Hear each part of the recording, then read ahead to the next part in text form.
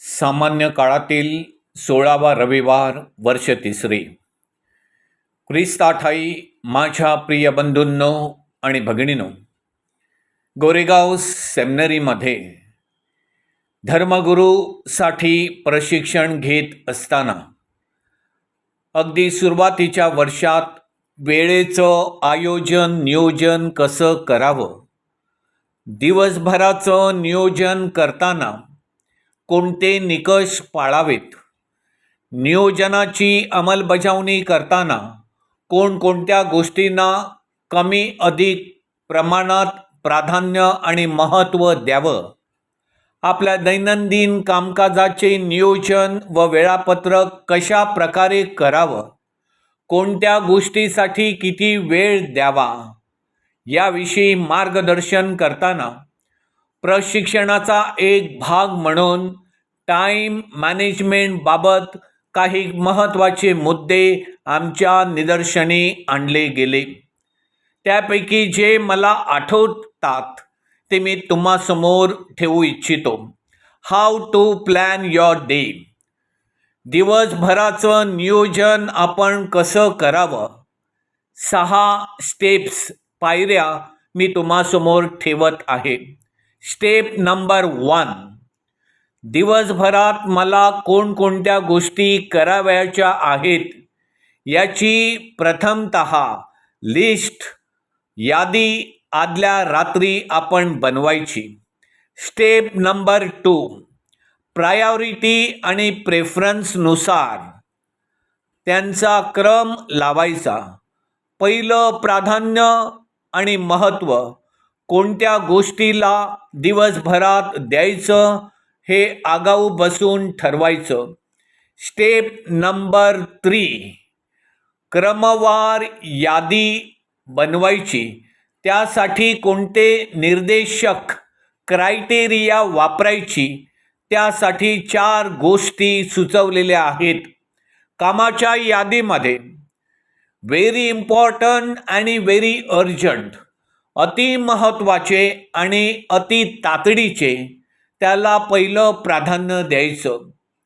दुसरी criteria very important but not very urgent, अति महत्त्वाचं आहे परंतु अति तातडीचं नाही, हे लिस्टमध्ये बसवायचं.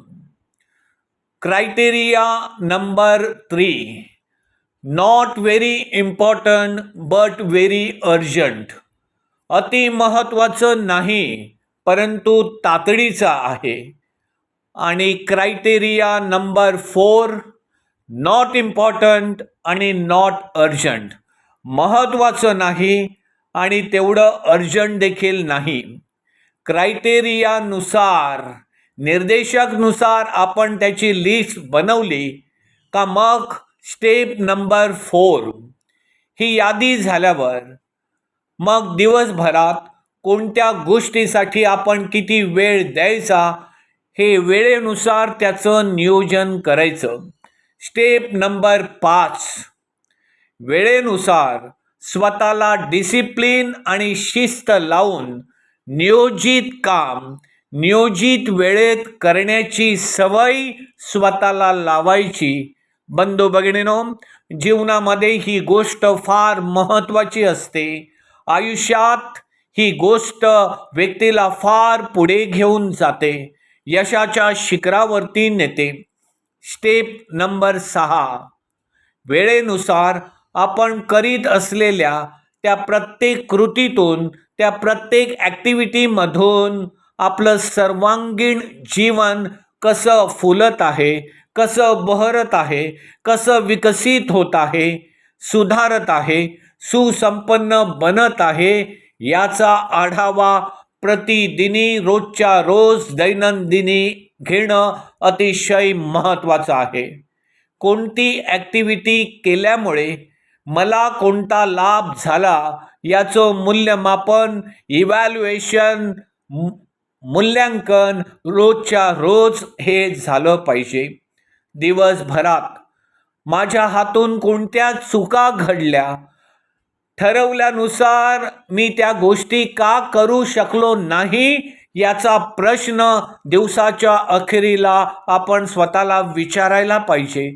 कोणत्या निरर्थक गोष्टी करण्यामध्ये मी टाईम फुकट घालवलेला आहे, विनाकारण माझा वेळ व्यर्थ घालवला आहे, त्यावर सिरियसली विचार मंथन आणि चिंतन करून सुधारणा घडवून आणण्यासाठी वैयक्तिक, कौटुंबिक आणि सामूहिक स्तरावर प्रयत्न व्हायला हवेत.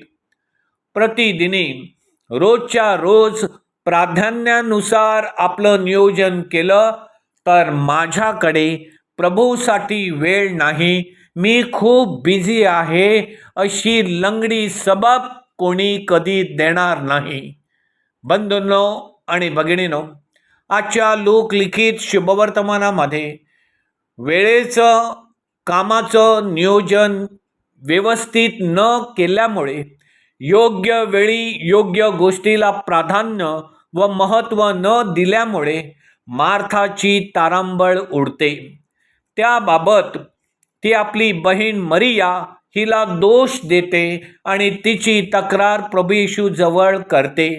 बंधू भगिनीनो, बेथानी येथील लाजरस, मार्था आणि मरिया, एक भाऊ आणि त्याच्या 2 बहिणी या कुटुंबाबरोबर प्रभू येशूचे जवळचे संबंध होते. यरूशलेमला सणासुदाला, उपासना विधीला, वलांडणाच्या सणाला जाताना वाटेवर असलेल्या या बेथानी गावातील लाजरसच्या घरी प्रभू येशू ख्रिस्त अधूनमधून भेट देत असे. लाजरस बरोबर प्रभू येशू ख्रिस्ताचे मैत्रीत्वाचं नातं होतं.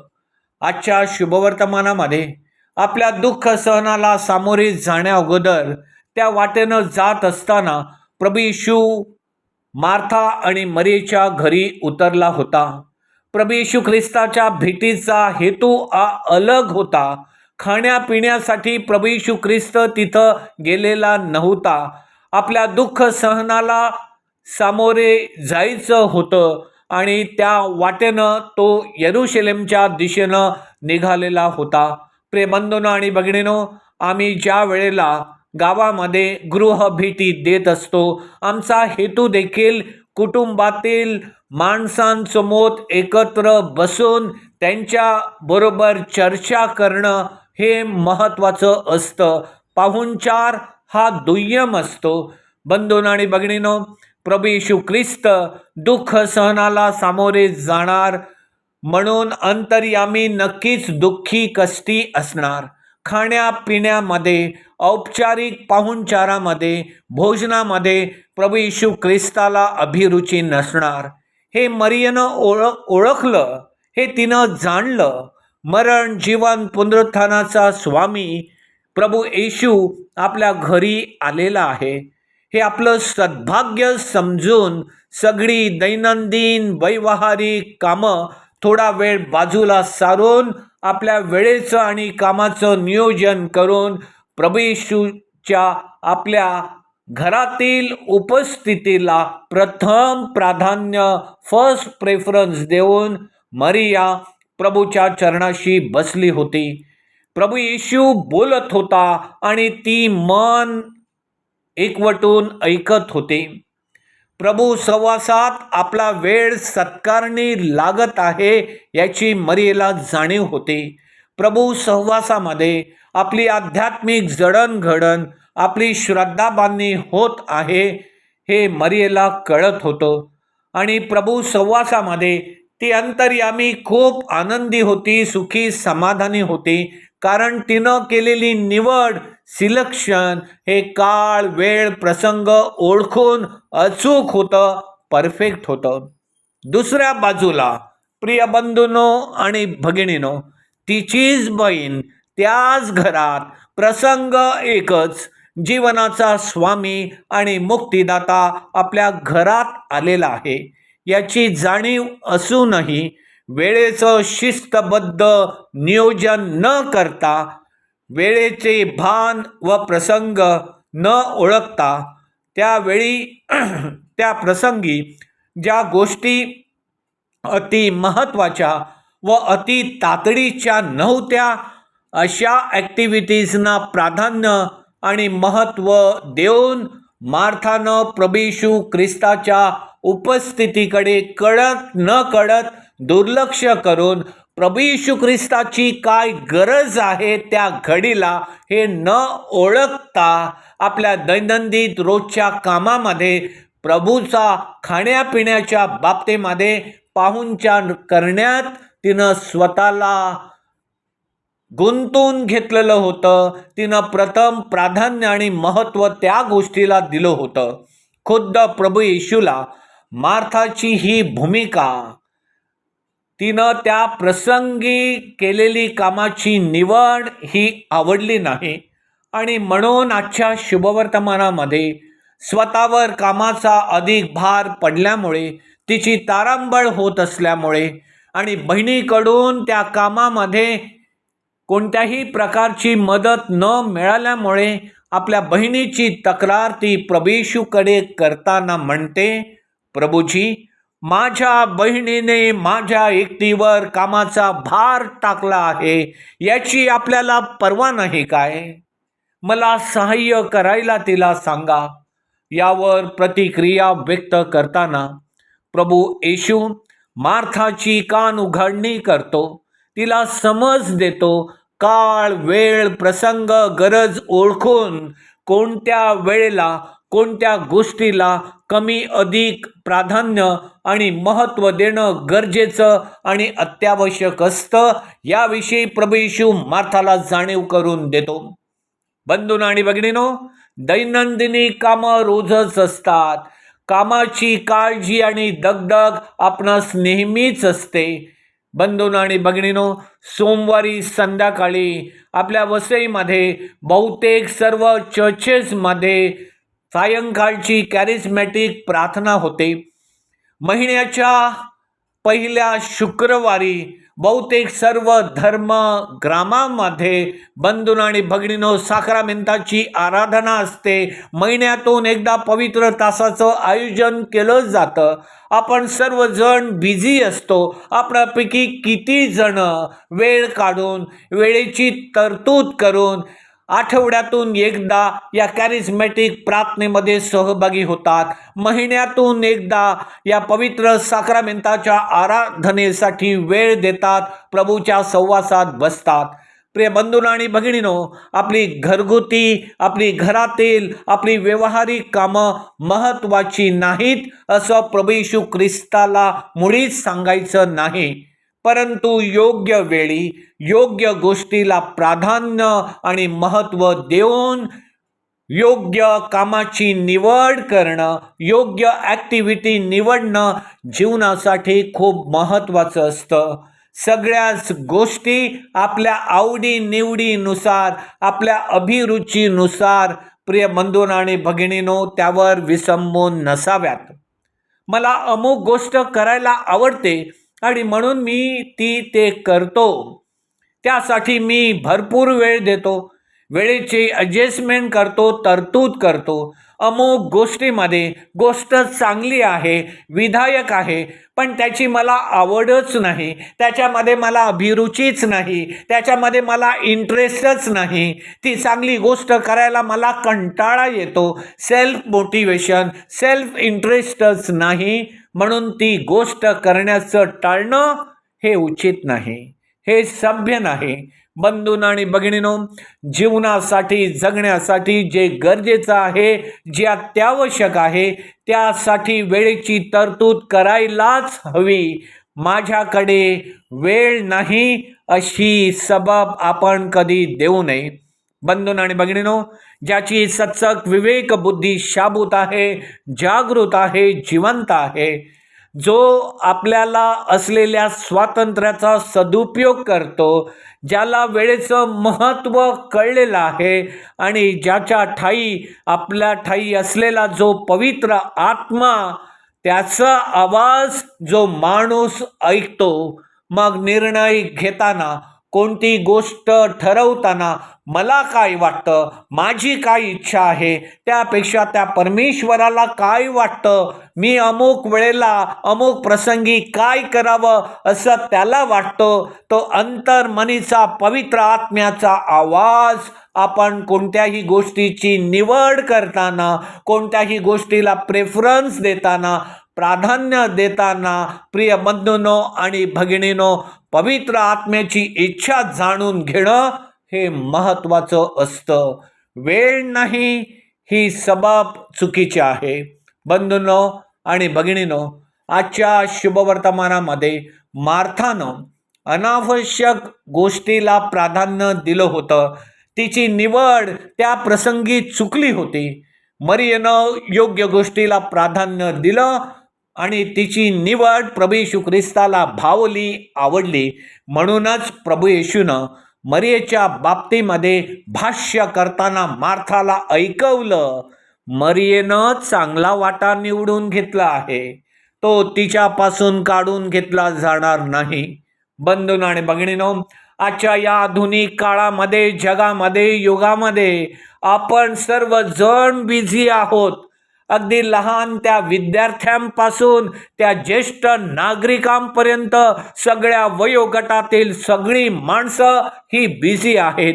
एक विद्यार्थी म्हणून शाळा कॉलेजमध्ये जात असताना त्याच्यासाठी वेळ, त्यानंतर tuition, projects, exams, extra curriculum activities, सोबत फोन, मोबाईल, इंटरनेट, व्हॉट्सॲप याच्यासाठी लागणारा वेळ, आई वडिलांसाठी कौटुंबिक जबाबदारी, त्यांच्या नोकऱ्या, व्यवसाय, रोजच्या प्रवासाची दगदग, घरगुती कामं, मुलांची जबाबदारी, आठवड्याचे शॉपिंग, मार्केटिंग आणि पर्चेसिंग, कौटुंबिक खर्चासाठी सर्व तरतूद, यामध्ये त्यांचा खूप वेळ जातो आणि ते खूप बिझी असतात.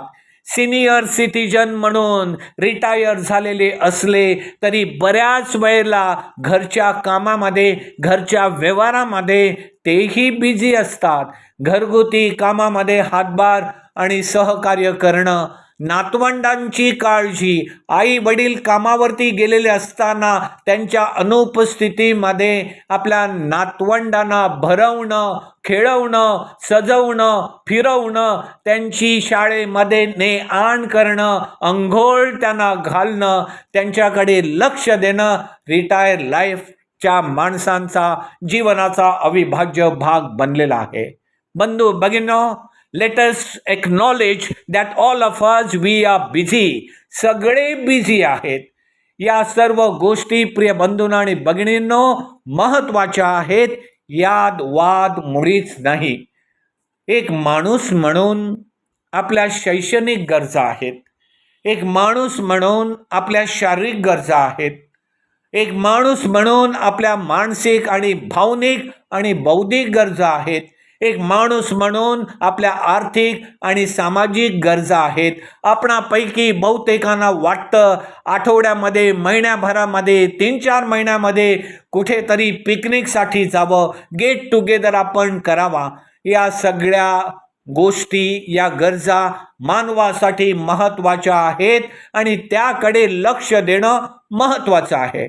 परंतु या गरजांकडे लक्ष देताना, त्यासाठी वेळेची तरतूद करताना, नियोजन करताना, एक ख्रिस्ती श्रद्धावंत म्हणून आपल्या आध्यात्मिक गरजा आहेत हे आपल्याला विसरून चालणार नाही. आमच्याकडे आध्यात्मिक गोष्टींसाठी वेळ नाही, फुरसत नाही असं बोलून, असं सांगून भागणार नाही. रोजच्या दैनंदिन कामकाजातून, रोजच्या दगदगीच्या जीवनातून ॲडजस्टमेंट करून, तरतूद करून प्रभूसाठी वेळ काढणं, प्रभूला वेळ देणं, काही प्रसंगी आपली घरगुती व्यवहारिक कामं बाजूला ठेवून मरियेप्रमाणे प्रभूच्या सहवासामध्ये शांत आणि निवांत बसणं हे देखील महत्त्वाचं आहे, जीवनासाठी अत्यावश्यक आहे. प्रिय बंधूंनो आणि भगिनींनो, प्रभूकडे आपल्यासाठी खूप वेळ आहे. वेळच वेळ आहे. सर्व प्रसंगी, क्षणोक्षणी, पावलोपावली, दिवशी, प्रतिवर्षी आणि आयुष्यभर हा परमेश्वर आपली वाट बघत असतो.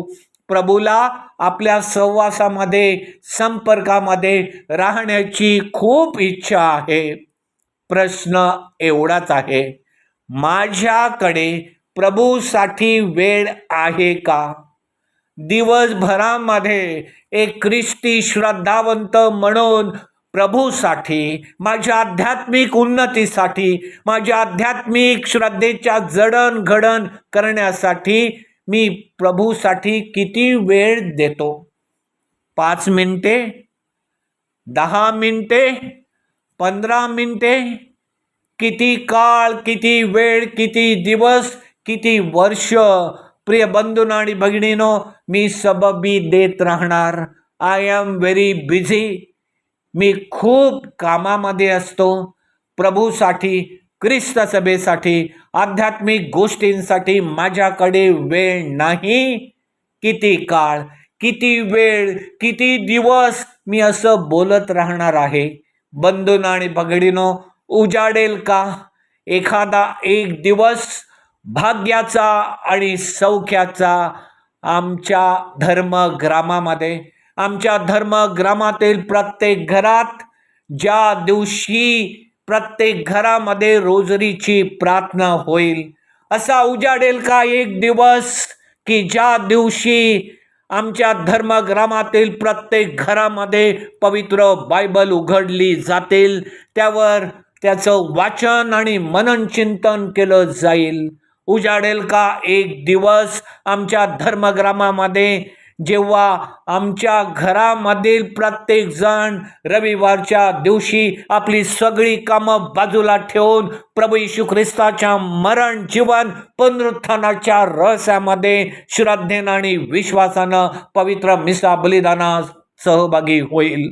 उजाडेल का एक असा दिवस की माझी रोजची कामं थोडा वेळ बाजूला ठेवून आजच्या शुभ वर्तमानामधील त्या मरियेप्रमाणे प्रभूच्या सहवासामध्ये वैयक्तिक आणि पर्सनल प्रेयरसाठी मी राहीन?